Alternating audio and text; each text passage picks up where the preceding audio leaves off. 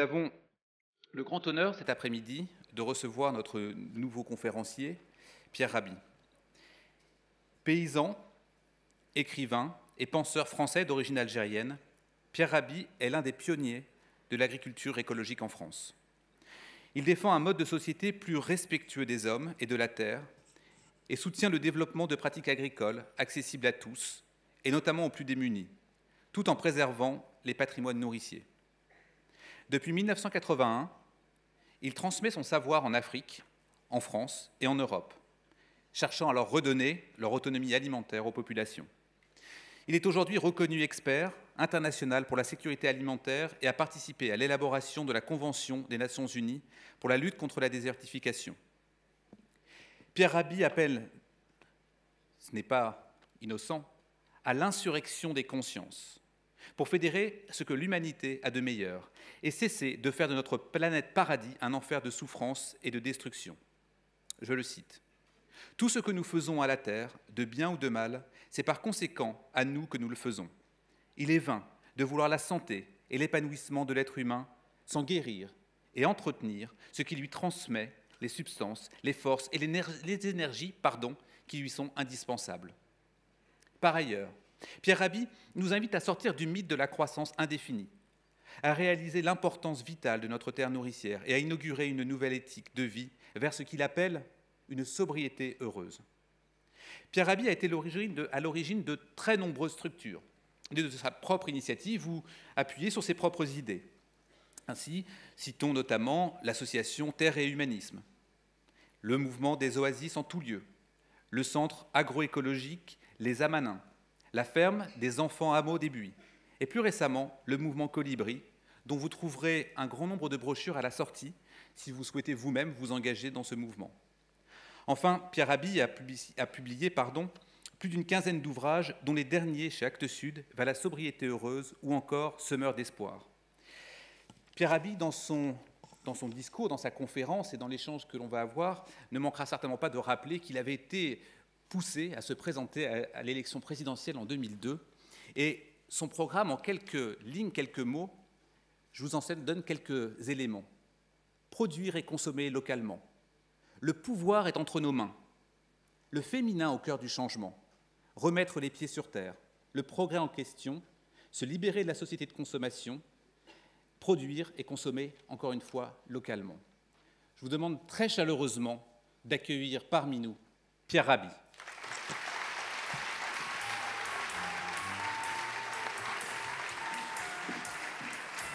Merci beaucoup.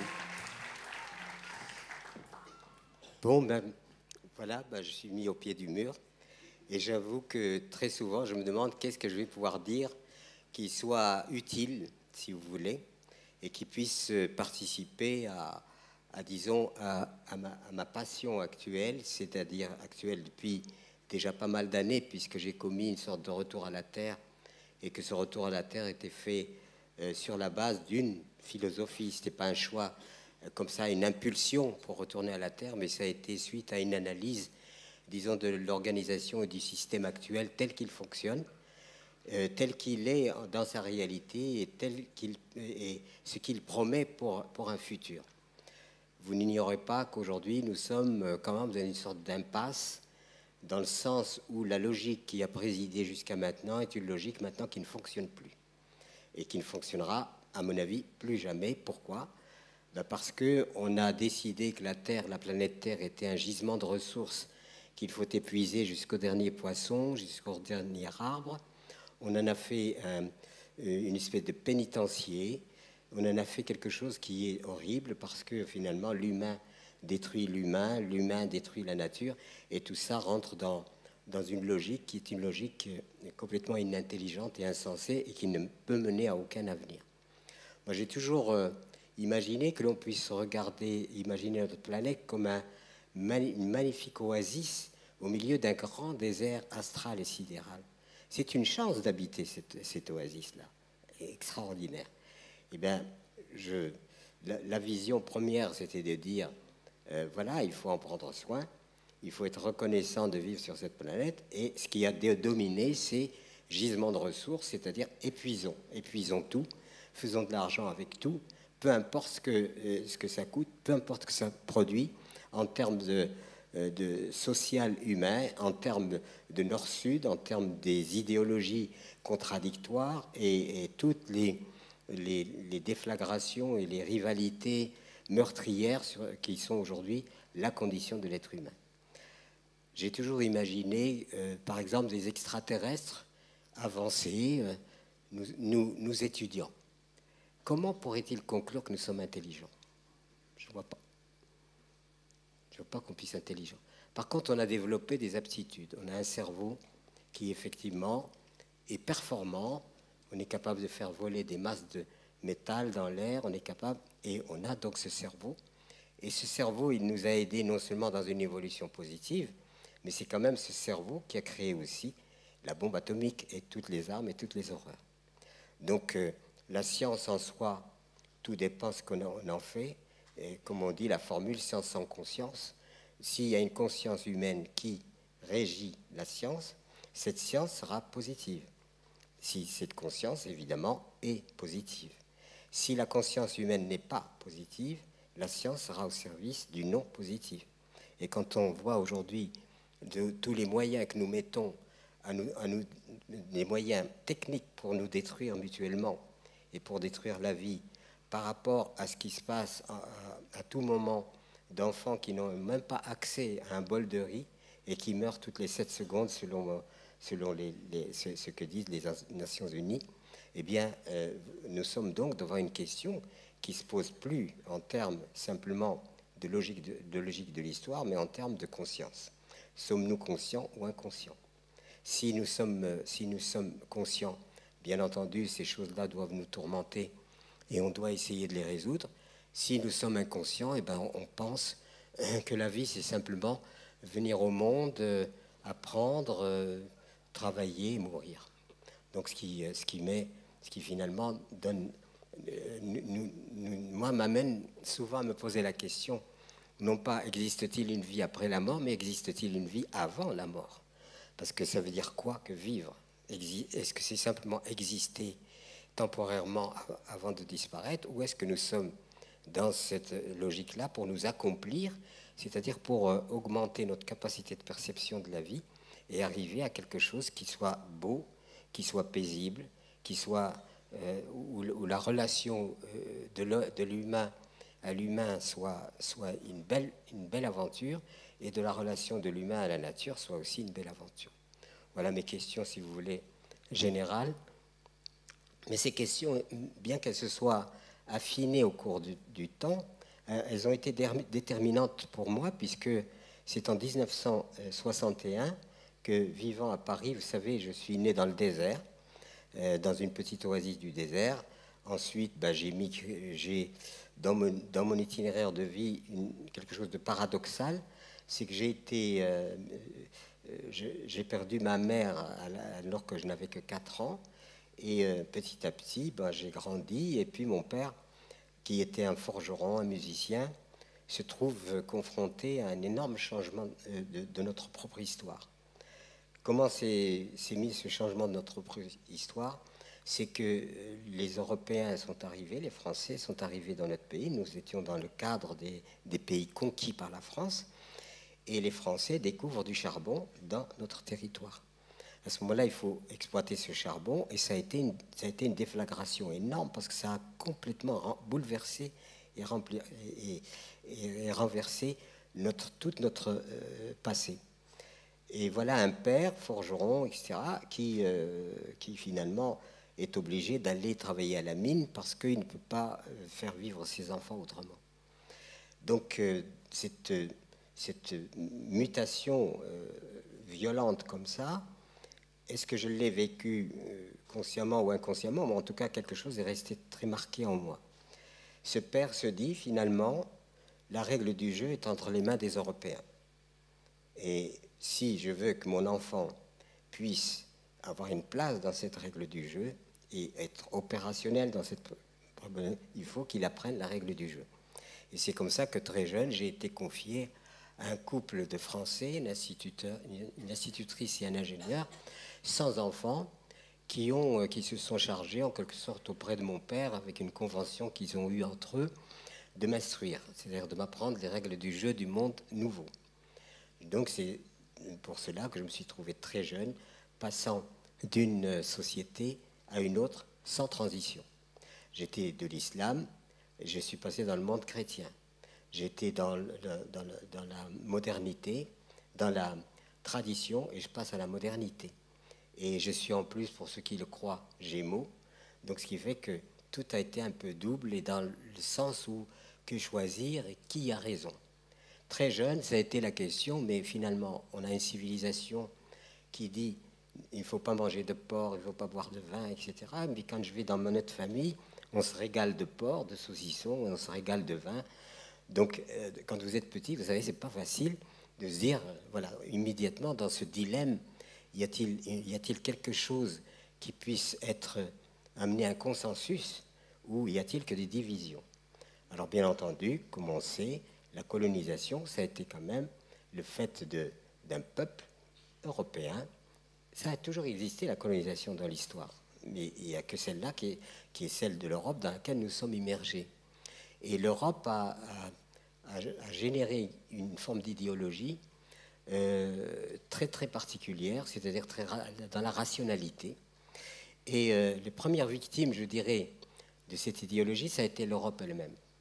Puisque si vous lisez les voyageurs du XVIe ou XVIIe siècle, ils vous disaient que quand on circulait en Europe, ben, il y avait comme des ethnies, hein, des gens, ils avaient leur langue, ils avaient leur façon de s'habiller, leur façon de construire leur maison, ils avaient leurs traditions, etc. Donc on peut dire l'Europe, c'était une mosaïque de traditions avec une unification qui était faite par le christianisme qui unifiait tout le monde.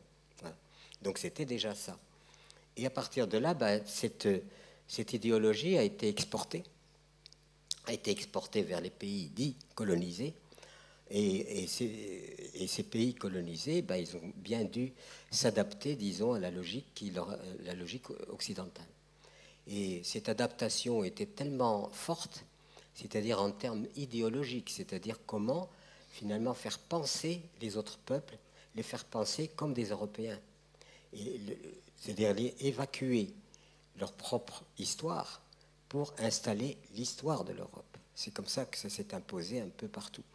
Et moi-même, dans l'école, je récitais, quand on faisait de l'histoire, etc., je récitais que mes ancêtres étaient des Gaulois. Vous voyez, il n'y a qu'à me regarder pour savoir que c'est très juste.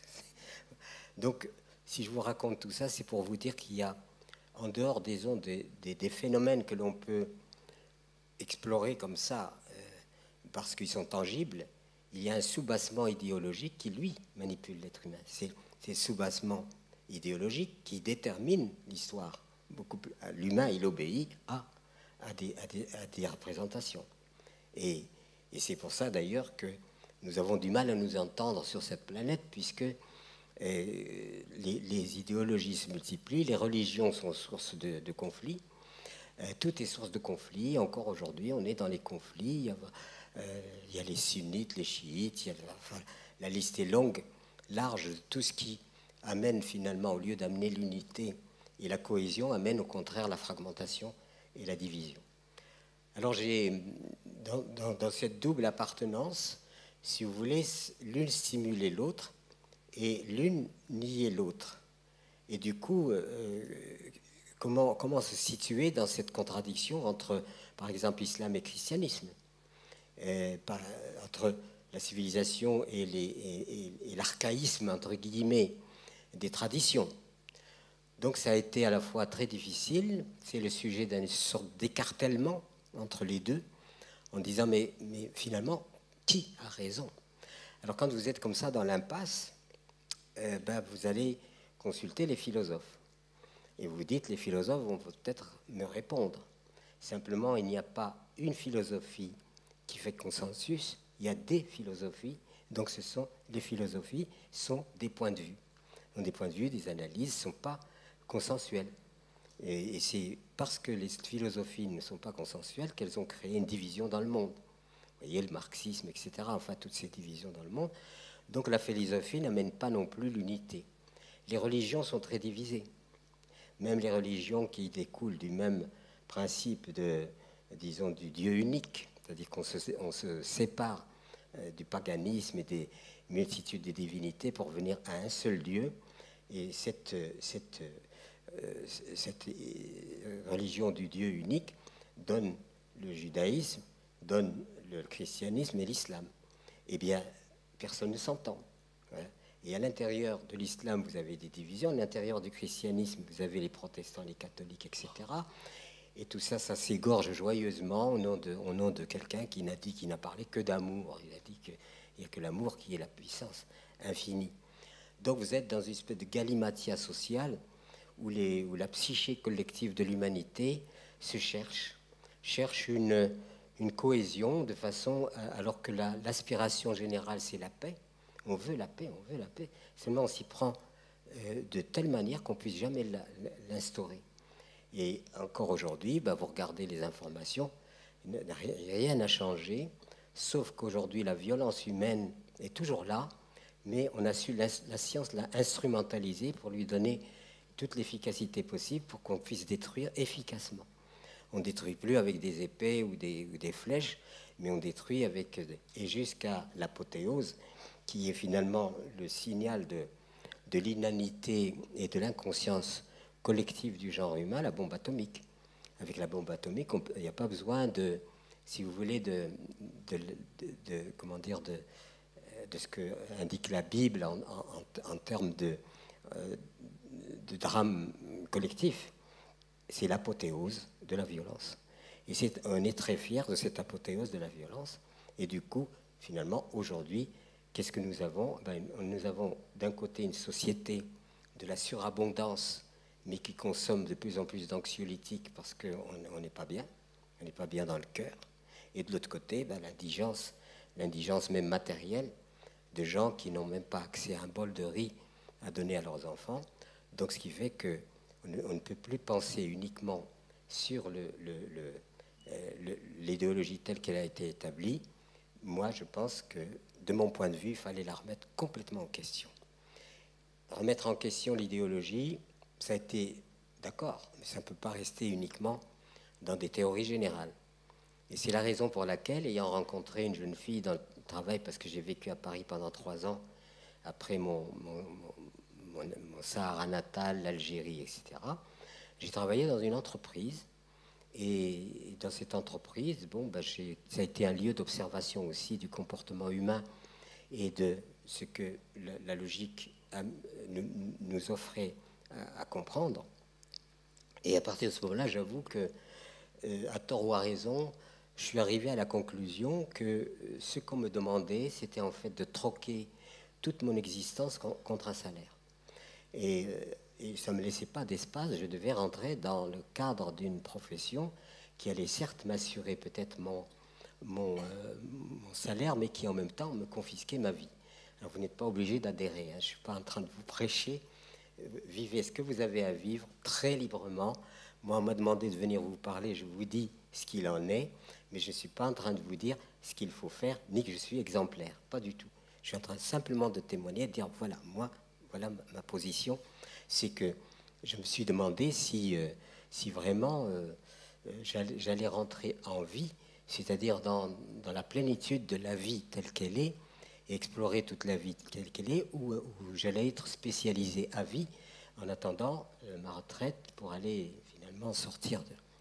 Alors ça m'avait suggéré une vision qui était un petit peu particulière. Bien sûr, la question du Nord-Sud se pose comme aujourd'hui extrêmement cruelle, parce que pour que l'Occident prospère, il faut que d'autres pays sacrifient leurs ressources et leurs biens, c'est comme ça, dès l'origine. Et puis de l'autre côté, la proclamation d'une idéologie libératrice m'a paru quand même pas du tout ajustée à la réalité. Et j'ai essayé de prendre l'itinéraire d'un être humain dans la modernité. Et qu'est-ce que je découvre? De la maternelle à l'université, il est enfermé. Vous appelez ça le bahut, je crois, ça s'appelle. Bon. Ensuite, tout le monde travaille dans des boîtes, des grandes boîtes, des petites boîtes, tout le monde. Pour s'amuser, on va en boîte. On y va comment? Dans sa caisse, bien sûr. Et puis vous avez la boîte à vieux, en attendant la dernière boîte que je vous laisse deviner. Donc un itinéraire de ce genre, ça veut dire pour moi qu'un être humain est pris dans une logique qui l'incarcère à vie. Et les espaces, disons, où il peut être libre de sa pensée, libre de ça, ben ça se résume à un mois de vacances. Et tout le reste, bien entendu, est destiné à produire pour servir le sacro-saint produit national brut, lequel, il y a quelqu'un qui avait dit, on ne tombe pas amoureux d'un produit national brut, c'est vrai. Et puis la croissance économique indéfinie, c'est-à-dire qu'il faut absolument que les nations rentrent en compétition par rapport à leur croissance économique. Et cette croissance économique, ça voulait dire, augmentons les capacités de chaque nation, doit rentrer en concurrence avec une autre nation. Et cette concurrence mondialisée produit évidemment une société humaine divisée. Et de ce fait, cette concurrence, au lieu d'aboutir à quelque chose qui serait l'apaisement par la réciprocité ou par disons, la compassion et l'amour que l'on peut avoir les uns pour les autres, ça rentre dans la concurrence. Et cette concurrence, pour moi, elle commence déjà dès tout petit, puisqu'il faut être le premier, il faut être le meilleur, il faut être etc., dès tout petit. Et à partir de ce moment-là, on ensemence l'enfant d'une espèce d'anxiété par rapport au fait qu'il faut absolument qu'il soit dominant. Et cette domination arrive à organiser, à partir de l'adulte, le monde actuel, tout en rappelant évidemment la subordination féminin-masculin et la subordination du féminin par rapport au masculin. Voilà, si vous voulez, les bases générales, je pourrais vous en dire beaucoup plus, mais tout cela, fort bien, mais d'accord, mais quoi? Et bien c'est ce qui a fait, en quelque sorte, qu'on ait dit, en rencontrant cette jeune fille avec laquelle on s'entendait, on avait décidé de vivre ensemble, eh bien nous étions à Paris, travaillions dans la même entreprise, et puis on a décidé de faire un retour à la Terre, et on a cherché où aller. Et puis on a découvert, on a envoyé comme ça des lettres, comme des bouteilles à la mer, pour savoir quelqu'un va peut-être répondre. Et puis un jour, un médecin nous répond, oui, fort bien, votre projet est intéressant. C'est vrai que vous pourriez faire ce retour à la Terre. Et l'Ardèche se prête à ça, puisque quand beaucoup de gens s'en allaient, c'était l'exode rural, c'est-à-dire que les paysans, tout ça, partaient vers les villes et laissaient évidemment des infrastructures comme ça, presque à l'abandon. Donc nous avons décidé de retourner à l'Ardèche et là, j'ai voulu faire de l'agriculture. Deuxième surprise, je deviens ouvrier agricole et en devenant ouvrier agricole, je constate que l'agriculture était malfaisante parce que on utilisait beaucoup d'engrais chimiques, de pesticides, qu'on avait de plus en plus de semences naturelles éliminées et que l'agriculture était devenue très agressive par rapport au sol. Et j'apprends que ce sol est vivant, c'est un être à part entière, cette terre qui nous nourrit ici. Quand les primitifs disent terre-mère, ils ont tout à fait raison. Sans cette terre-là, on ne serait pas là. Donc c'est la terre-mère. Et cette terre-mère, au lieu d'être perçue et vue comme un organisme vivant dont il faut prendre soin, on l'a perçu plutôt comme un substrat dans lequel on met des produits chimiques et avec ces produits chimiques, on fait pousser. Ce qui fait qu'on aboutit à la destruction de la faune, de la flore et de tout ce qui constitue la vie du sol. On a aussi des pesticides qui s'en prennent aux environnements. Vous plantez une plante dans un milieu qui n'est pas naturel ou qui est surtout dégradé, ben cette plante est malade. Elle est malade parce qu'elle n'a pas la santé d'une plante sauvage, par exemple, qui, elle, va prélever des substances dans un sol vivant.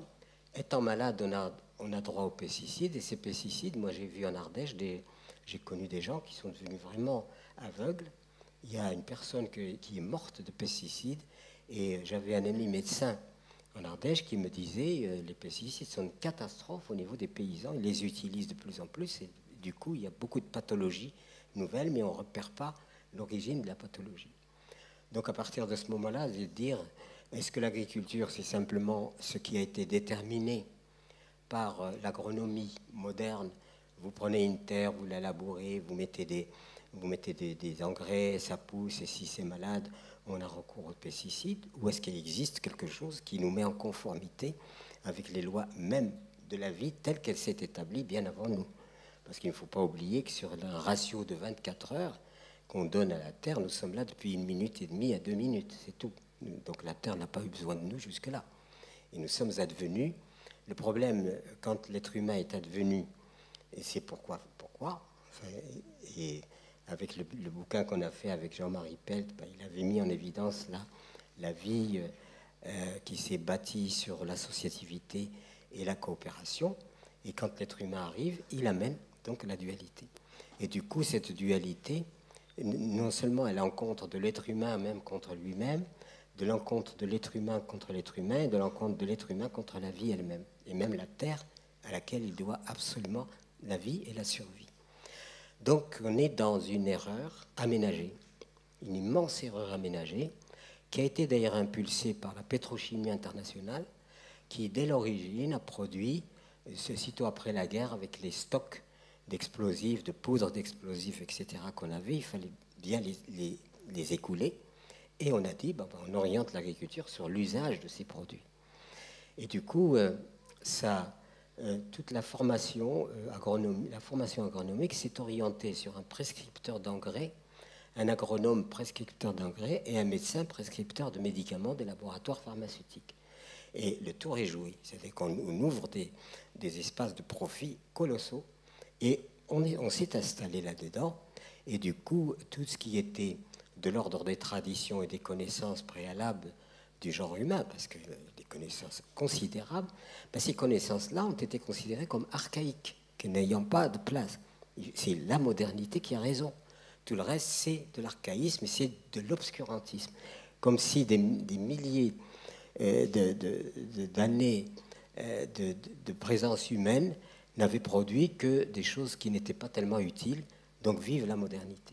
Et à partir de ce moment-là, on s'est coupé de tout ce patrimoine extraordinaire accumulé par les êtres humains, qui n'ont pas fait que du bien d'ailleurs. Et puis on rentre dans un système qui définit son dogme et ses préceptes et ses credos sur la base de la productivité, sur la base, il y a un imbécile qui a dit que le temps était de l'argent, et à partir de ce moment-là, tout a basculé. Et du coup, nous sommes aujourd'hui on a expérimenté en quelque sorte ce fameux temps argent, mais on se rend compte que le bonheur escompté n'est pas là. Voilà. Et que dans l'abondance, c'est les anxiolytiques, c'est toutes les évasions qu'on essaye de trouver pour avoir l'air à peu près heureux. Et alors qu'en fait, l'objet de toute évolution humaine saine, c'est justement d'instaurer de plus en plus de bonheur, de plus en plus de joie d'exister, plutôt que d'instaurer une société où consommer devient le palliatif et devient ce qui va compenser le manque. Compenser le manque, et c'est pour ça que la consommation, moi je n'aime pas du tout qu'on m'appelle consommateur. Je ne vois pas pourquoi on m'appellerait consommateur. Je suis d'abord un être humain, avant tout. Je suis consommateur parce qu'il me le faut, mais vous voyez, c'est pas anodin cette histoire de consommateur, parce qu'en fait, la logique rationalisée fait de chaque être humain une entité qui doit consommer de façon à ce que les richesses ou le produit national ou le produit financier doit augmenter. Donc on est subordonné complètement au produit financier, et peu importe l'être humain. Si l'être humain est gênant parce qu'il empêche de profiter davantage, on le met dehors, c'est tout. Il y a le chômage, il y a toutes ces choses-là. Et toute l'activité globale d'un système, eh bien, elle produit 30 à 40% de déchets. On parlait tout à l'heure de déchets. Les déchets, il ne faut pas les traiter, il ne faut pas les produire, les déchets. Parce que ensuite, on est dans l'histoire de pompier pyromane. Et on produit le déchet, puis ensuite, il faut le traiter. Mais non, il ne faut pas produire de déchets. Et pourquoi produire des déchets?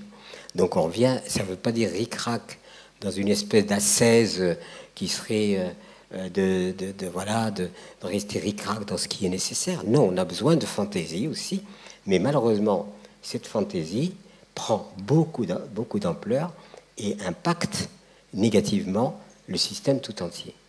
Alors après, on a prôné l'économie comme étant la science fondamentale.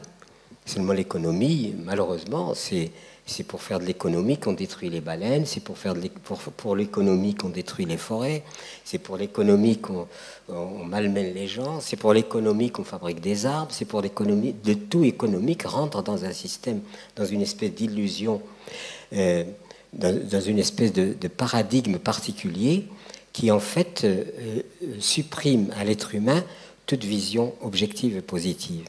Il faut absolument faire de l'économie. Et à partir du moment où il faut absolument faire de l'économie et où l'argent domine tout, bien entendu, le reste devient contingent, y compris une vie humaine devient contingente. Est-ce que je me fais comprendre? Enfin, vous n'êtes pas obligé d'approuver. Hein. C'est bien? Je continue? Bon, voilà. Et là, je suis en train de témoigner. Je ne suis pas en train de vous enseigner quelque chose. Pas en train de vous dire, voilà ce qu'il faut faire. Non, vous faites ce que vous voulez. Simplement, je suis bien obligé d'argumenter ma propre révolte, parce qu'il s'agit bien d'une révolte, d'une insurrection, contre un système qui, sous les apparences de progrès, finalement finit par aliéner l'être humain et en faire presque un ingrédient jetable. S'il faut jeter l'être humain, on le jette. C'est ce qu'on fait. Mais il ne faut surtout pas que l'économie, pseudo-économie, soit, elle, dérangée en quoi que ce soit. Voilà. Et si on ajoute tout le reste, finalement, bien entendu, on s'aperçoit que l'être humain n'a pas évolué et qu'il est dans l'illusion de l'évolution parce que son cerveau performant fait des prodiges. On fait des prodiges technologiques, certes, mais est-ce que tout ça est régi par l'intelligence? Non. Voilà. Mon point de vue, c'est qu'il n'y a pas d'intelligence. Parce qu'on a cru que l'intelligence, c'était une question de cerveau. Non, ça n'a rien à voir. Vous savez, je suis paysan, je dis aux gens, prenez une graine, mettez-la dans votre main, méditez dessus, elle est intelligente. Vous la mettez dans la terre, elle sait ce qu'il faut faire. Il n'y a pas besoin de lui donner une directive quelconque. Comment se fait-il que tout, pendant que je vous parle, ben mon corps est intelligent. Je digère mon repas. Il n'y a pas un bouton digestion. Il n'y a pas un bouton circulation du sang. Il n'y a pas un bouton pulsation cardiaque. Notre corps même est intelligent. Il est investi de quelque chose qui lui permet de faire ce qu'il faut pour que la vie reste, advienne et se propage et se maintient. Donc l'intelligence, ce n'est pas une question de performance cérébrale, c'est une question de la vie elle-même qui est globalement et intelligente. Les étoiles circulent, tout est intelligent. Et malheureusement, l'être humain, pour faire le malin, eh ben, il s'est éloigné de cette intelligence. Il s'est éloigné de plus en plus en se disant à lui-même, vous savez, j'ai plus besoin de la nature, j'ai plus besoin de tout ça. Ben non, la nature, c'est... L'autre jour, il y a une femme qui est venue faire une enquête sur l'eau. Alors elle est venue me voir à notre ferme. Et puis je commence par lui dire, Madame, vous faites une enquête sur vous-même puisque vous êtes vous-même de l'eau. Je crois que si on extrayait toute l'eau qui est là, moi, il n'y aurait pas grand-chose, évidemment. Mais enfin, on est tous de la flotte. Vous êtes bien d'accord? Ça paraît stupide, mais c'est comme ça. Nous sommes de l'eau. Nous sommes de la terre. Nous sommes de l'air, du souffle. Nous sommes tout ça. Donc la nature, c'est pas la nature et moi. Je suis nature. Simplement, dans ce qui m'a été donné, c'est un cerveau particulier qui permet de spéculer, qui permet de faire des choses particulières. Et ce cerveau, eh bien, lui, bien sûr, étant très perfectionné, il aboutit à faire le meilleur ou le pire. Et on aboutit justement à cette grande interrogation. L'intelligence est où? L'intelligence, elle est dans la vie. Elle est entièrement dans la vie. Le tout, c'est de s'ouvrir. Et est-ce que c'est intelligent de polluer? Non, c'est pas intelligent. Est-ce que c'est intelligent de détruire, etc.? C'est pas intelligent.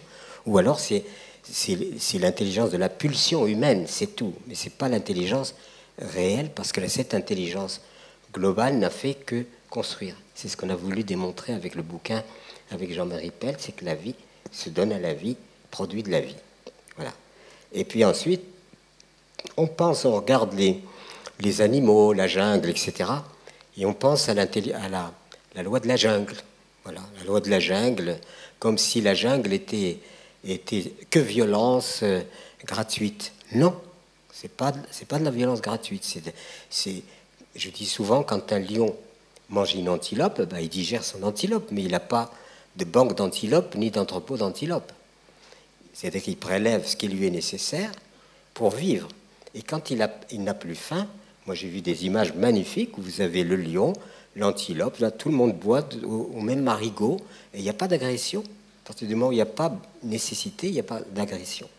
L'homme a créé l'agression, mais l'agression qui n'est pas issue du tangible, nous nous détruisons pour des idées, pour des idéologies, pour des religions, pour des choses comme on se détruit énormément pour tout ça, pour tout ce qui n'est pas absolument tangible. Mais par contre, ce qui est réel devrait nous amener évidemment à une compréhension selon laquelle nous sommes tous semblables.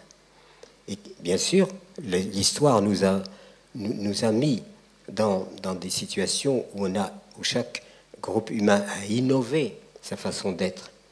Mais la façon d'être qu'a innové l'être humain, il lui a été beaucoup inspiré par la nature.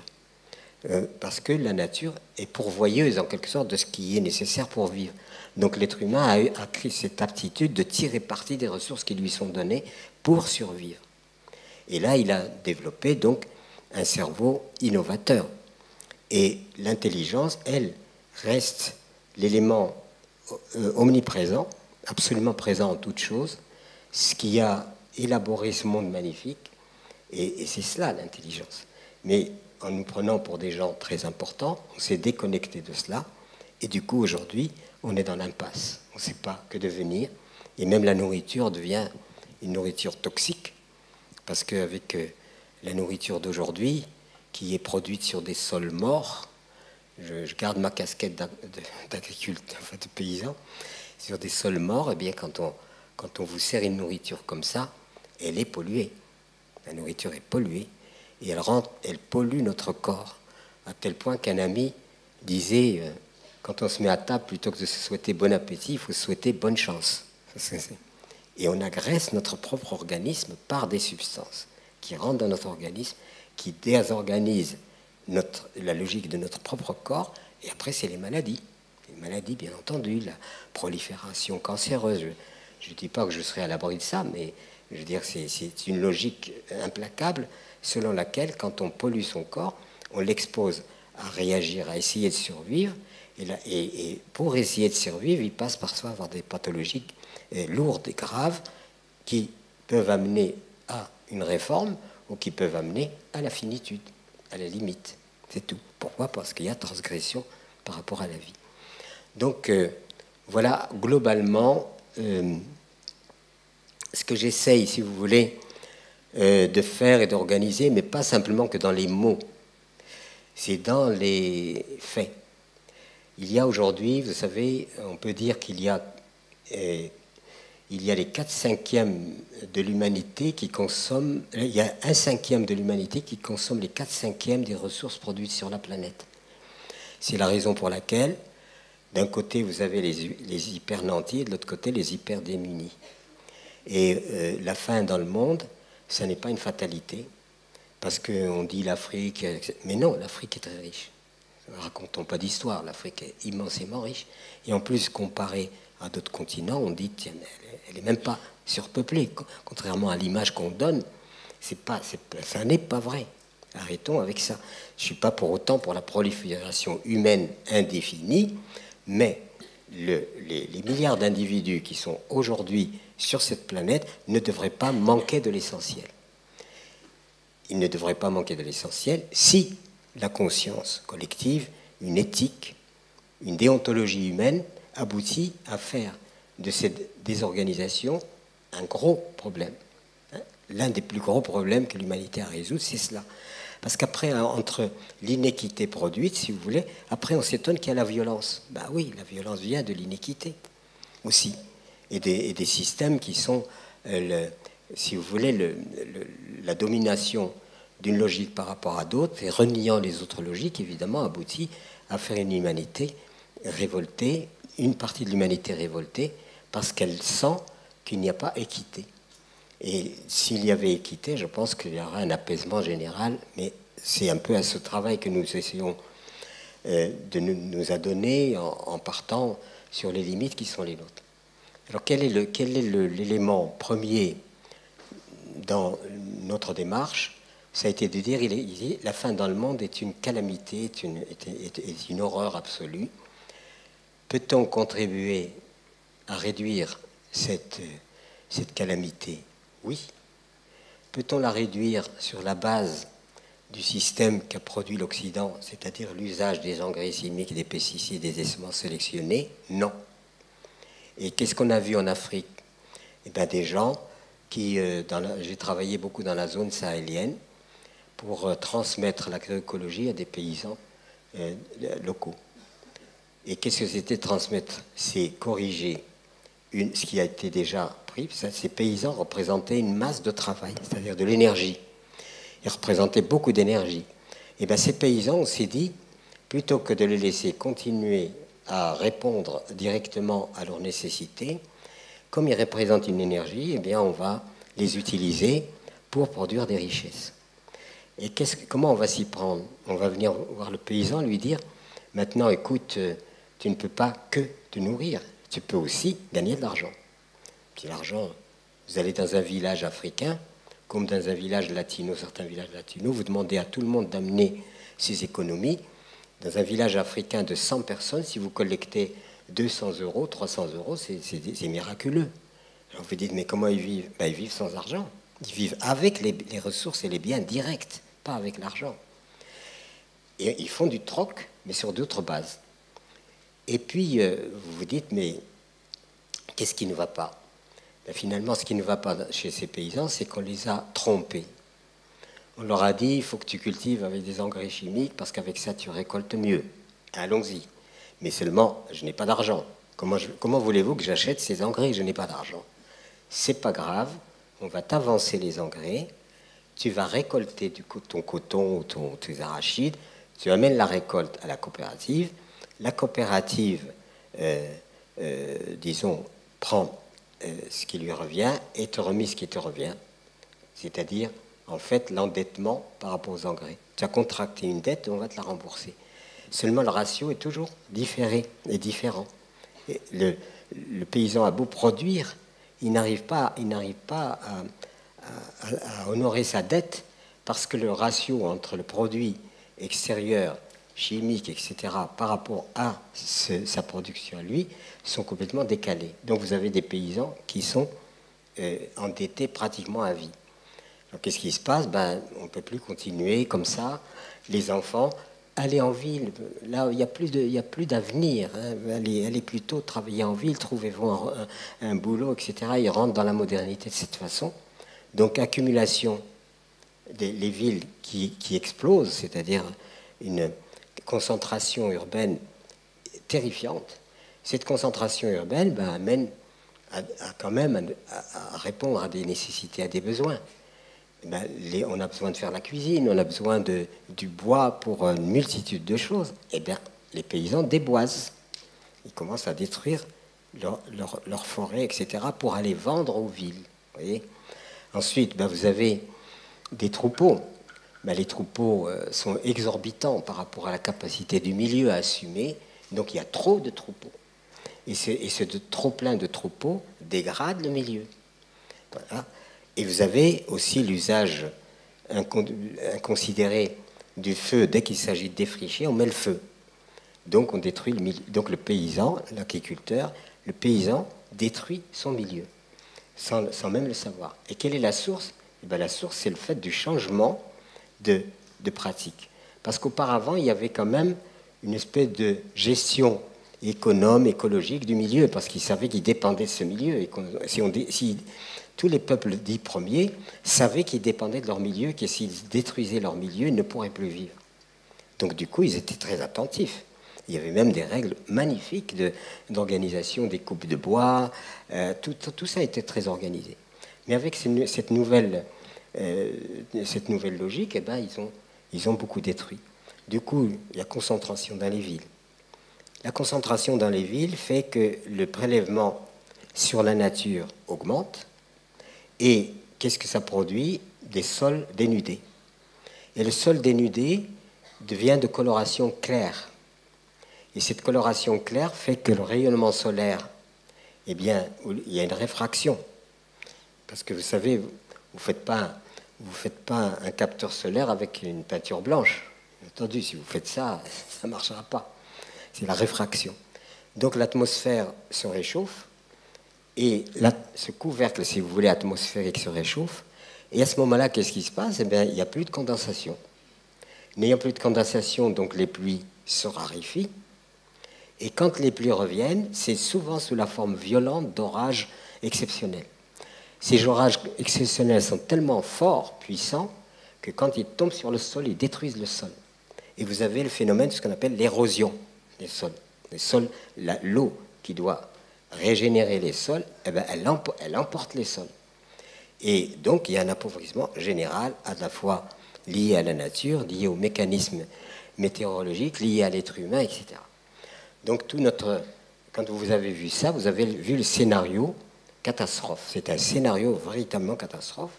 En plus, sans rajouter la souffrance humaine, enfin tout ce qui se passe dans des gens déstabilisés qui ne peuvent plus vivre, qui veulent aller dans les pays du Nord parce que là-bas on peut gagner sa vie, etc., etc. Et voilà une désorganisation générale partant simplement du fait qu'on ne s'est pas appuyé sur la logique de la vie qui est représentée par la Terre et que cette logique induit justement tout ce désordre qui est encore aujourd'hui. Il y a bien sûr les réfugiés de la violence, mais il y a aussi les réfugiés du manque, les réfugiés de l'économie, les réfugiés de l'alimentation, et tout cela a mis un grand désordre.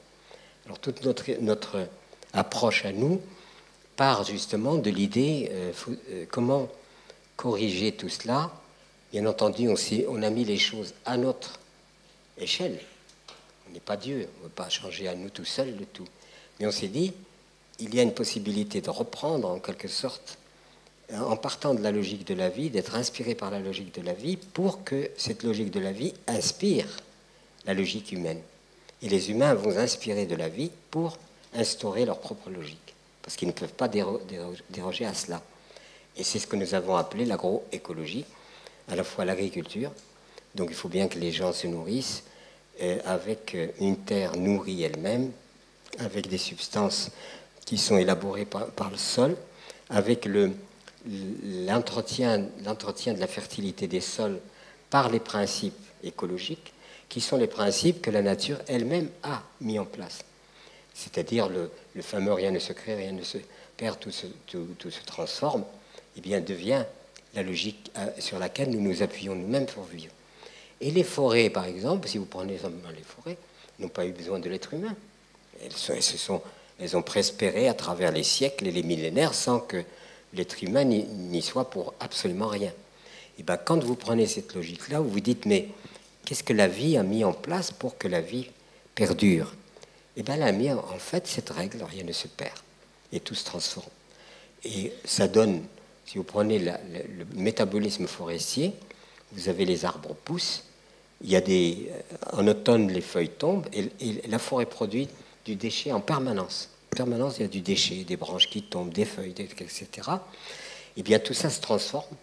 Il se transforme en un produit qui a été reconnu comme un produit symboliquement extrêmement important, l'humus. Humus, humanité, humilité, c'est la même étymologie. Et l'humus, c'est le rebond de la vie, c'est-à-dire avec ça que la vie rebondit. S'il n'y a plus d'humus, la vie s'arrête. Et c'est ce qui se passe dans le désert. Donc on a repris cette idée de l'humus, mais on ne peut pas attendre que les feuilles tombent, etc. Donc dans les techniques, disons, agronomiques, on a introduit le fait qu'on pouvait soi-même produire de l'humus, que l'être humain va rassembler les déchets. Nous, c'est ce que nous avons fait pendant des décennies sur notre propre ferme. On avait un troupeau de chèvres, on faisait fabriquer du fromage qu'on vendait au marché. On a modifié la fertilité des sols. On prenait nos chèvres, créaient des déchets, du fumier, etc. On le transformait par ce qu'on appelle le compostage, c'est-à-dire la transformation orientée. On sait qu'il faut de l'eau, de l'humidité, et on provoque une fermentation. Et cette fermentation, au bout de quelques temps, produit de l'humus. Et cet humus qu'on a produit à partir des déchets, on va le mettre dans la terre et on va faire rebondir la vie sur la logique de la vie. C'est ce que j'ai fait depuis des décennies, c'est ce que j'enseigne, je continue à enseigner, c'est ce que j'ai transporté en Afrique, et nous sommes en situation d'agrandir maintenant que nous nous sommes rendus crédibles par le fait que les gens ont comparé entre la façon dont nous abordions l'agriculture, la façon dont la modernité aborde l'agriculture. Il n'y a pas photo, comme on dit. Nous, on régénère les sols, on les enrichit, et le père travaille pour son fils. C'est que tout le travail qu'il fait, c'est pas épuiser, c'est au contraire augmenter les potentialités, et je remets à mes enfants une terre meilleure que je ne l'ai reçue. Alors que dans le schéma autre, je remets à mes enfants une terre épuisée, polluée, et qui n'est plus capable de nourrir son homme. Vous comprenez ce que je veux dire? Voilà. Donc cette logique-là, elle n'est pas que théorique. Je ne suis pas en train de vous dire des théories, je suis en train de vous dire aussi mêler la pensée à la pratique. Parce que s'il n'y a que pensée, s'il n'y a que pratique, certes, la pratique est opérationnelle, mais elle demande aussi à être explicitée. S'il n'y a que théorie, ben, il n'y a que théorie. C'est tout. Et des théories, il y en a aujourd'hui. Les bibliothèques croulent sous les considérations des uns et des autres, les thèses des uns et des autres. Mais en fait, pendant ce temps-là, le bateau coule. Parce que la réponse, elle n'est pas simplement, certes, au niveau analytique, pensée, etc. Il le faut. Mais l'analyse, soit on fait de la poésie, et donc c'est de la poésie, puis c'est tout. Ou on écrit un roman, c'est un roman. Mais si on aborde des questions sociales d'une façon, disons, objective, on est bien obligé de donner une réponse aux défaillances du système social, donc sur tous les plans.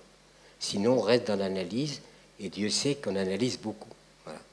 Et du coup, dans cette analyse générale, ce qu'on oublie, c'est le fait du déséquilibre entre le Nord et le Sud, et que aujourd'hui, des révoltes se préparent, même très graves, parce qu'il y a une paupérisation graduelle de toute une frange de l'humanité et une sorte d'enrichissement de l'autre partie de l'humanité.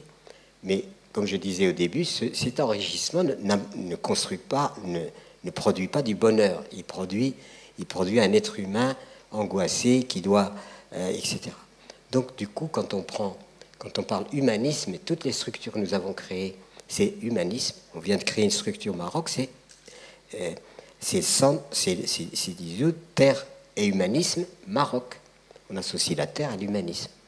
Quand on crée d'autres structures, on a d'autres encore en vue, c'est toujours l'humanisme qui est présent, parce que ce qui manque aujourd'hui à l'humanité, c'est l'humanisme. Si l'humanité était humaniste, il n'y aurait pas de guerre, il n'y aurait pas de famine, il n'y aurait pas, etc. Mais, comme je disais tout à l'heure, c'est-à-dire qu'on produit, on produit le problème, et ensuite, l'humanitaire est là pour tenter de corriger le problème. Donc, du coup, toute notre démarche aujourd'hui consiste à dire, est-ce que nous pouvons élargir cette idée selon laquelle l'humanisme est une approche certes philosophique, certes humaine, mais c'est une approche pratique. S'il n'y a pas l'approche pratique, ça ne sert à rien. On va disserter, mais c'est tout. Donc c'est pour ça que les structures existent maintenant. Nous avons en vue de les élargir, d'agrandir. Vous savez, on est à l'origine de Colibri. Vous connaissez l'histoire de Colibri? Colibri, c'est quoi? Ça m'a été inspiré par une légende latino-américaine. Et cette légende dit qu'un jour, il y a eu un grand incendie de forêt. Et tous les animaux étaient là, complètement impuissants, à regarder le brasier. Et par contre, un petit oiseau qu'on appelle le colibri, ben lui, il ne baisse pas les ailes, si on peut dire. Puis qu'est-ce qu'il fait, le colibri? Ben, il va chercher une goutte d'eau, il la jette sur le feu, et il s'active. Puis il y a le tatou qui l'observe depuis un bon moment, en disant, mais il est complètement fou. C'est pas... Colibri, c'est quand même pas avec ça que tu vas éteindre le feu. Et le colibri, il le regarde bien dans les yeux, lui dit, je le sais, mais je fais ma part. Voilà. Et partant de cette idée de faire sa part, tout d'un coup, on s'est dit, mais si chacun faisait sa part, même petite, mais il l'a fait. Mais on ne reste pas à se lamenter sur le monde qui va mal. Eh bien, on ferait évoluer les choses. colibri maintenant prend beaucoup d'extension.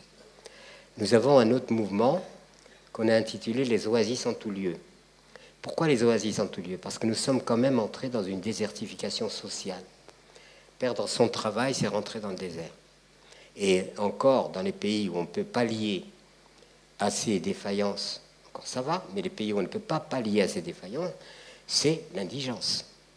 Donc on s'est dit, puisque le système arrive à ses limites, eh ben, il faut que les êtres humains se rassemblent et recréer des lieux dans lesquels il y a une énergie commune qui va permettre de mutualiser les savoirs, les savoir-faire.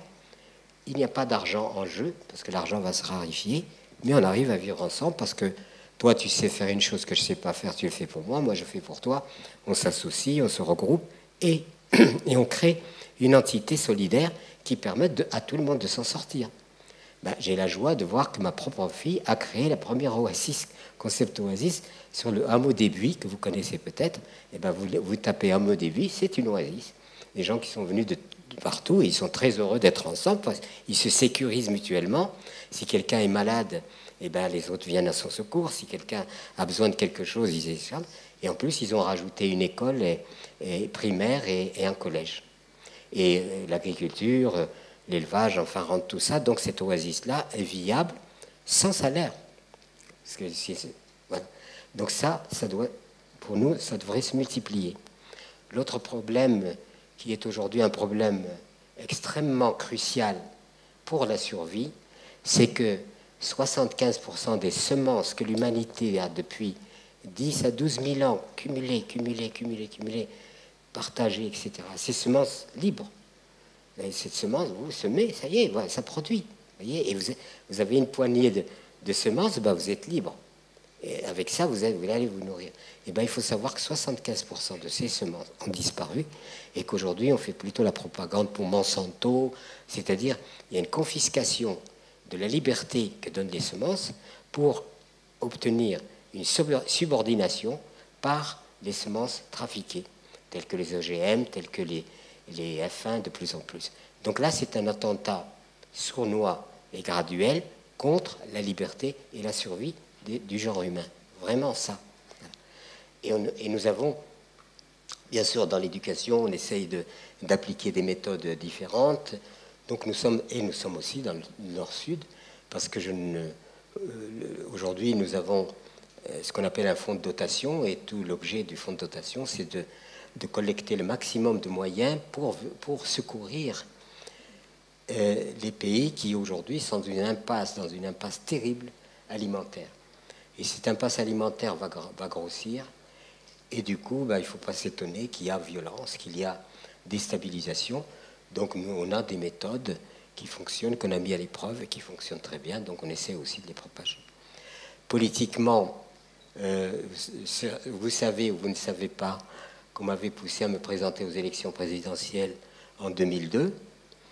On m'a vraiment poussé. Je me suis dit, mais qu'est-ce que je vais faire dans cette galère? Je n'avais pas envie du tout de rentrer en politique. Je faisais de la politique, mais de la politique de la vie.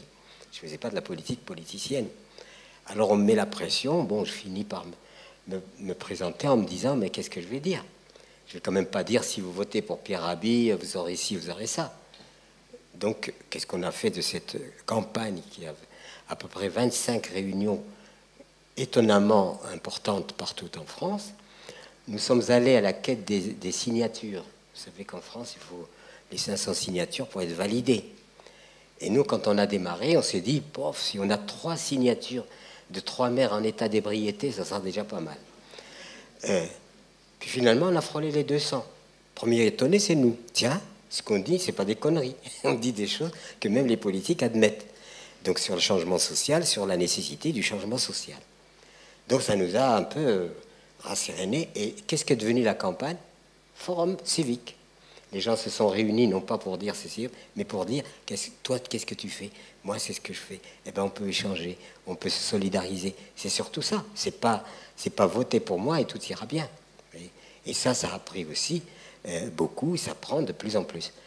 Toutes ces idées-là, n'occultent pas évidemment le fait qu'il y a une priorité absolue pour nous. Évidemment, elle nous endolorit, elle est très difficile pour nous parce qu'on n'a pas de baguette magique pour la résoudre. ben, c'est quand même des enfants qui naissent pour mourir de faim. C'est quand même une terre dégradée, polluée. C'est quand même des mers qui sont écumées. Plus de baleines bientôt, plus d'éléphants dans les forêts. Quand vous regardez les photos aériennes sur le milieu naturel des grandes forêts amazoniennes, etc., vous voyez des trouées énormes. C'est-à-dire que les hommes sont en train de encore continuer à tout détruire et à tout polluer. Donc le grand problème aujourd'hui, bien sûr, nous allons peut-être passer. Enfin, je dis passer, de toute façon on passera, mais je veux dire passer par rapport à l'histoire. Mais il y a des générations qui vont arriver. L'héritage qu'on va donner à ces générations, est-ce que c'est quelque chose qui est un patrimoine vital et viable, ou est-ce qu'ils n'auront pas à essayer de corriger tous les dégâts que nous aurons commis? Alors c'est cela qui rentre en nous dans le schéma de notre propre pensée, de notre propre éthique. Et je pourrais vous parler encore, mais je souhaiterais quand même avoir des réponses de la salle. Alors soit vous partez parce que j'ai dit que des stupidités, soit vous avez peut-être des questions à poser pour clarifier, et que je souhaiterais, enfin j'aimerais clarifier. Moi quand je ne sais pas, je dis je ne sais pas. Mais si je sais, ben, je vous dis mon point de vue, mais mon point de vue n'est pas parole d'évangile, et mon point de vue est le mien. Heureusement pour moi, toute réponse positive, objective, je l'appuie sur l'action et non pas sur la théorie. Voilà. Donc la parole est à vous. Merci. Merci.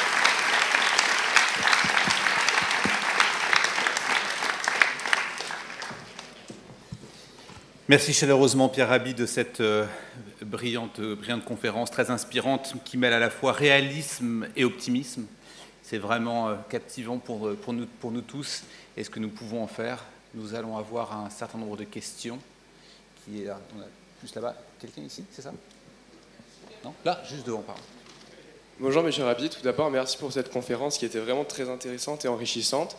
Donc à un moment de votre propos, vous évoquez le fait que l'intelligence est présente dans la vie, dans les formes et dans la façon dont la vie prend forme autour de nous, mais que malheureusement, en innovant, l'homme n'a pas su faire preuve d'intelligence et que, comme vous dites, il y a eu une prolifération humaine indéfinie qui a été totalement néfaste à notre environnement.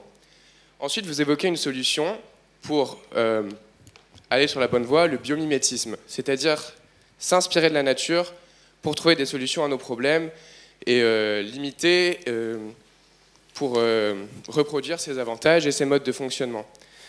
Est-ce que vous pensez qu'en se dirigeant vers le biomimétisme, donc qui est une discipline scientifique, ça pourrait entraîner un changement social à long terme du fait que l'homme prendrait conscience de son rôle comme une cellule dans un être humain, par exemple, que chaque humain prenne conscience du fait qu'il est une cellule dans un être humain, et cet être humain, cet organisme vivant, ce serait notre société. Donc partir de quelque chose de très technique et scientifique, le biomimétisme, pour arriver vers un changement social bénéfique à tous à long terme. Qu'est-ce que vous pensez de cette idée? Est-ce que ça vous semble vraisemblable ou pas? Non, pour être franc, j'ai pas du tout creusé cette histoire de biomimétisme, parce que je pense qu'il y a, de mon point de vue, il y a suffisamment d'exemples très intéressants, mais que nous ne savons plus observer, que nous offre la nature elle-même. C'est-à-dire, pas besoin de passer par la science pour revenir à... C'est simplement, la science peut être une confirmation de ce que la nature déjà nous propose. Et donc, moi, je ne suis pas du tout... Je pense que la science, elle a un rôle, mais son rôle, il est plutôt d'éveiller peut-être à des réalités qui sont complexes et qu'on ne comprend pas toujours, mais elle n'est pas la voie de l'intelligence. Parce que éveiller aux choses que nous ne connaissons pas, nous sommes constamment éveillés à des choses. Moi, chacun de nous apprend des choses formidables sur les prouesses de la science, etc. Mais je pense que le changement réel de l'humain, c'est le travail que nous pouvons faire sur notre propre nature. Je ne crois absolument pas au changement. On peut manger bio, recycler son eau, se chauffer en énergie solaire et exploiter son prochain. Ce n'est pas incompatible. D'ailleurs, même les produits biologiques est en train de devenir objet de plus-value commerciale. Une chose magnifique, on l'a fait rentrer encore dans cette obsession du profit, etc. Ça veut dire qu'il faut que la conscience elle-même de l'être humain, vous savez, je peux faire tous les discours, etc. Et puis, dans ma vie propre, d'abord n'être pas en phase avec moi-même, n'être pas moi-même bien dans ma propre conscience et dans mon propre âme, parce que je ne suis pas heureux. Et puis, je peux générer autour de moi toutes sortes de souffrances. Donc, croire que c'est par la science ou par les innovations qu'on va changer de société, je n'y crois pas. Je crois qu'aujourd'hui, il y a à reprendre complètement l'humain lui-même qui, lui, est source des problèmes. C'est nous qui sommes la source du problème, c'est pas ailleurs. Voilà. Donc si nous ne reprenons pas les choses par la source du problème, d'où l'éducation qui est importante, l'éducation devrait préparer à partir des enfants des êtres humains solidaires et non pas des êtres humains compétitifs qui se combattent les uns les autres. Il y a le rapport à la nature.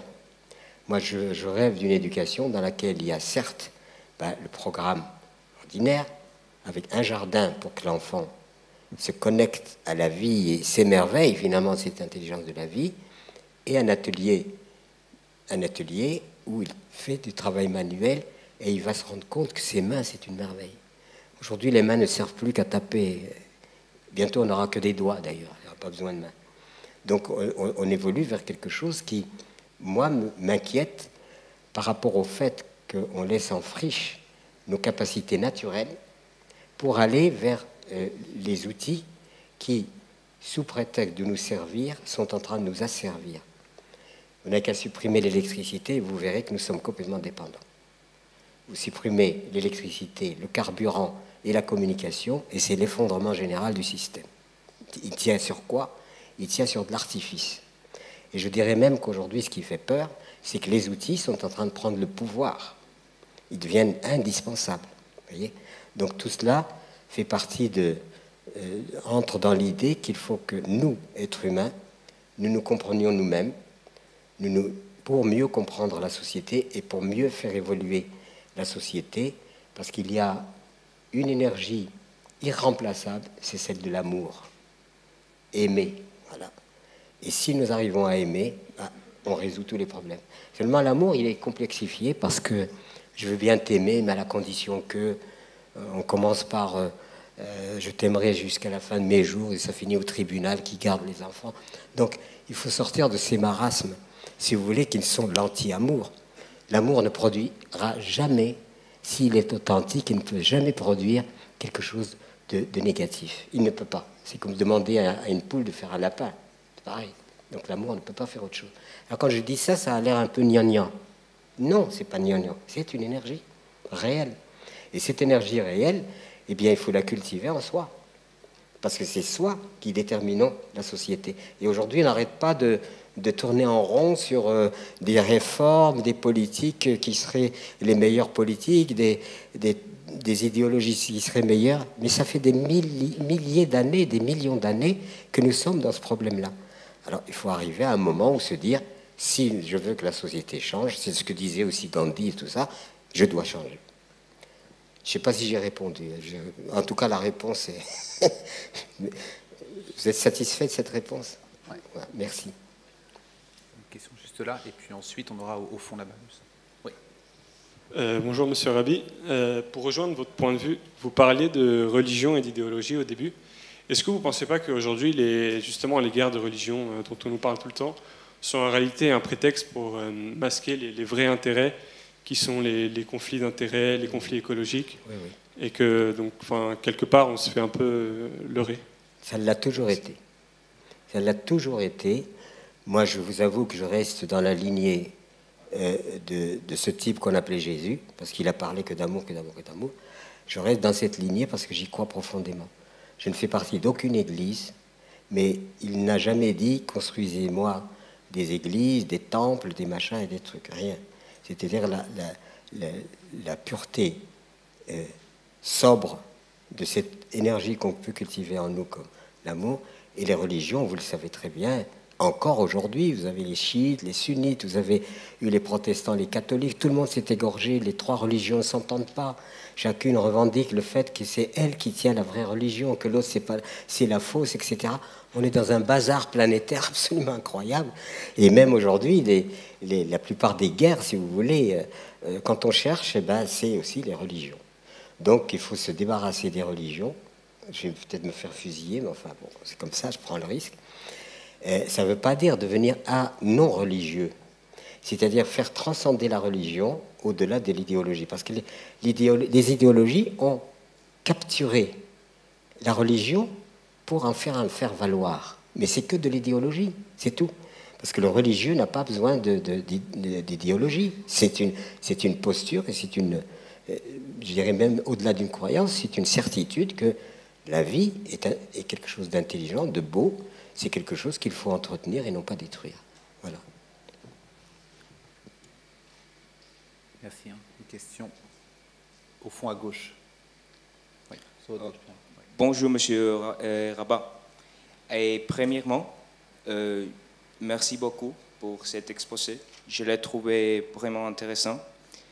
Mais j'ai une question pour vous. Vous avez dit que nous, l'être humain, on est la nature, on est la même chose, comme si elle est une partie de nous. Je suis d'accord avec ça, parce que l'être humain, on est être naturel. Mais comme vous avez dit, l'homme aussi abrutit à sa propre destruction. Vous pensez que ce mode de vie de cet être humain est aussi une partie de sa nature? La mort serait une partie de la nature. C'est ce que j'ai compris. Oui, c'est ça. Oui.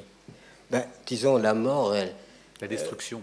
C'est plus la destruction que la mort. En tant que telle. Ah oui. Est-ce que la destruction fait partie de la nature? Ah non, la destruction, disons, volontaire, c'est-à-dire qui est issue de l'homme lui-même qui détruit, ça, c'est presque profaner la mort. C'est-à-dire, c'est un délit contre la mort, parce que la mort est une chose naturelle. L'animal, l'arbre, l'être humain, tout le monde, tous grandissent, s'épanouissent, déclinent et disparaissent. Après reste la question, une fois que est-ce qu'il y a une vie après la mort? Il y a quelque chose. Alors là, c'est là tous les questionnements que se sont fait les religions. Mais il se trouve que la loi de la vie et de la mort sont les deux lois indispensables à la continuité de la vie. Si comme on disait dans l'Évangile, si le grain ne meurt, s'il ne meurt pas, il ne produit pas. Donc alors le cas de l'être humain est un peu particulier, mais la vie et la mort sont dans cette règle-là qui l'a établie, j'en sais rien, mais en tout cas c'est comme ça. Tout ce qui vit meurt et tout ce qui et la vie renaît, quoi. C'est tout ce que je peux dire. Il y a une question juste devant vous. Bonjour. Ah, si, ça marche. Merci beaucoup. Comment vous êtes devenu un colibri? Comment vous voulez devenir colibri? Bah oui. Oui, je vous remercie de devenir colibri. Vous savez, vous tapez sur l'ordinateur colibri et vous vous mettez en contact avec eux. Non, mais c'est vous. Vous-même Pierre, comment êtes-vous vous-même devenu un colibri? Ah, comment moi je suis devenu votre propre transformation d'homme à colibri. Ah, vous savez, au début, c'était pas du tout, l'idée de colibri ne m'a même pas effleuré. Comme j'ai raconté tout à l'heure, le retour à la Terre que nous avons fait avec Michel, ma compagne, c'était résoudre nos problèmes à nous. C'était pas du tout l'idée de colibri. C'est par la suite que quand on s'est nous-mêmes installés, quand on s'est nous-mêmes, on a 5 enfants, on a établi une famille, j'ai intervenu un peu partout, etc., que l'idée de dire, mais finalement, comment se fait-il qu'on a du mal à évoluer? Et c'est là où j'ai rencontré cette légende que je vous ai racontée, et je me suis dit, ils ont raison. Et c'est comme ça avec Cyril Dion, qui est, vous savez, l'auteur de Demain, du film Demain. Du film, donc. On a travaillé ensemble dès le début. Dès le début. Et donc, on a décidé de la création du colibri. Et on a lancé cette légende, et petit à petit, les gens ont compris quelle était la logique et finalement la pertinence de cette proposition. Et c'est comme ça que les colibris se sont multipliés. Je fais ma part, voilà. Et ça fait des groupes sociaux qui se réunissent de plus en plus maintenant. Et je pense que c'est une bonne chose, parce que les gens, au lieu de rester à se lamenter, oui, ça va mal, le gouvernement, l'économie ou je ne sais pas quoi, ben, ils se rassemblent de plus en plus pour créer des entités humaines, à la fois de corps, d'âme, de conscience, de cœur, etc., pour agir ensemble. Voilà. Et chacun à l'échelle qu'il peut. Et ça marche pas mal. Voilà, ça se répand. Une dernière question peut-être. Allez, jeune homme, juste là, pour poser la question. Alors déjà, merci Monsieur Rabi pour votre intervention. Je voulais vous poser une question sur un sujet d'actualité. Bon, ça revient un peu plus terre à terre, mais c'est par rapport au traité transatlantique Nord, autrement TAFTA, celui qui prévoit l'équilibrage des normes en Europe, notamment vis-à-vis des produits OGM de Monsanto. Et je voulais savoir, à votre avis, quels étaient les moyens d'action qui seraient à notre disposition pour ceux qui veulent, comme moi, lutter contre ce genre de propagation de ce type de produit. Quels sont les premiers recours que nous pouvons avoir en tant que citoyens? Merci. Oui, merci de cette question, parce que ce qu'on ignore, c'est que nous, public, nous avons un immense pouvoir, un énorme pouvoir, mais nous ne l'exerçons pas. Il y a Coluche qui disait dire qu'il suffit de ne pas acheter pour que ça ne se vende pas. On ne peut pas résumer mieux que ça. Voilà. Donc nous avons, nous, dans notre comportement, une certaine responsabilité. Pourquoi? Parce que on nous a traités, on nous traite de consommateurs, ce qui est quand même une insulte pour moi. Je ne suis pas un consommateur, je suis d'abord un être humain. Et donc, ce qu'on oublie complètement, c'est que la société civile, elle a un réel pouvoir. Le boycott, s'éclairer et dire ça, je n'en veux pas. Je ne veux pas. Donc, remodeler sa propre existence. Et moi, je prône ce qu'on appelle la sobriété heureuse. Pourquoi je prône la sobriété? Parce que je pense que c'est l'élément fondamental à partir duquel les choses peuvent évoluer. Quand j'ai écrit ce livre-là, il a été classé comme un essai. Essai. Donc, mes amis éditeurs l'ont mis dans les essais et ils m'ont averti. Les essais, en principe, c'est 3000 exemplaires. 4000, c'est un miracle. Et j'en suis à plus de 300 000. C'est pas du tout bravo Pierre Rabhi, c'est pas ça. C'est le fait que les gens comprennent de plus en plus que ça sert à quoi dans l'abondance, dans le désir permanent. J'ai ça, mais je veux ça, mais je veux, mais j'achète, etc., sans être heureux. Alors qu'on pense que c'est la voie du bonheur serait par là. Non, c'est pas forcément là. Moi, je vais dans des pays démunis qui devraient être en train de pleurer, eh ben, ils rigolent. Et je viens dans des pays qui devraient être en train de jubiler, eh ben, ils sont tristes et malheureux. Ce qui veut dire qu'il faut quand même qu'on comprenne que nous sommes l'enjeu d'un système qui fait de nous des êtres toujours insatiables. Et il y a une espèce de manipulation subliminale pour nous faire croire que nous n'avons pas, même quand nous avons tout. Certes, il y a des gens qui n'ont rien, et c'est un scandale que dans l'abondance, des gens n'aient pas ce qu'il faut. Ce qu'il faut, basiquement, c'est quoi? Se nourrir, être vêtu, c'est être abrité et soigné. Ça, c'est les 4 éléments dont on a absolument besoin et qui sont incontournables. Après, ce n'est que du superflu.